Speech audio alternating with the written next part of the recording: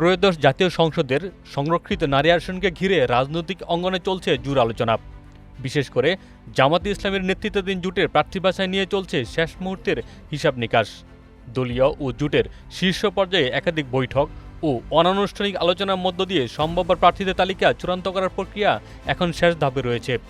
সংসদের 50টি সংরক্ষিত নারী আসনের মধ্যে ক্ষমতাসীন বিএনপি নেতৃত্বাধীন জোট পাবে 36টি আসন, আর বিরোধী দল হিসেবে জামাত নেতৃত্বাধীন জোটের ভাগে পড়েছে 13টি আসন।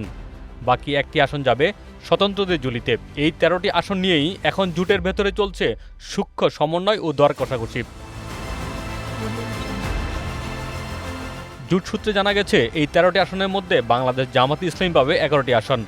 জোটের শরিক দল এনসিপি ও বাংলাদেশ খেলাফত মজলিস পাবে একটি করে আসন। তবে এনসিপি তাদের রাজনৈতিক অবদানের ভিত্তিতে আরও একটি আসন দাবি করেছে, যা নিয়ে এখনও চূড়ান্ত সিদ্ধান্ত হয়নি। বিষয়টি জোটের শীর্ষ নেতাদের আলোচনার টেবিলে রয়েছে। জামাতের অভ্যন্তরীণ সূত্রগুলি বলছে, সংরক্ষিত নারী আসনের ক্ষেত্রে এবার বিশেষ গুরুত্ব দেওয়া হচ্ছে মাঠ পর্যায়ে সক্রিয়, পরীক্ষিত ও আন্দোলন সংগ্রামে সক্রিয় ভূমিকা রাখা নারী নেত্রীদের। বিশেষ করে সাম্প্রতিক জুলাই আগস্ট আন্দোলনে যারা নেতৃত্ব দিয়েছেন কিংবা ক্ষতিগ্রস্ত হয়েছেন, তাদের পরিবার থেকেও প্রার্থী মনোনয়নের বিষয়টি গুরুত্বের সঙ্গে বিবেচনা করা হচ্ছে।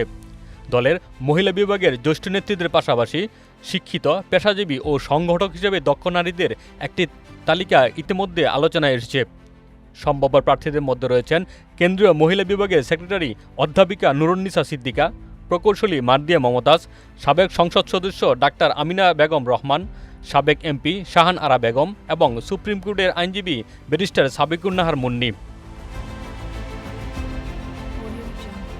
এদিকে নির্বাচন কমিশন ইতিমধ্যে সংরক্ষিত নারী আসনের নির্বাচনের তফসিল ঘোষণা করেছে।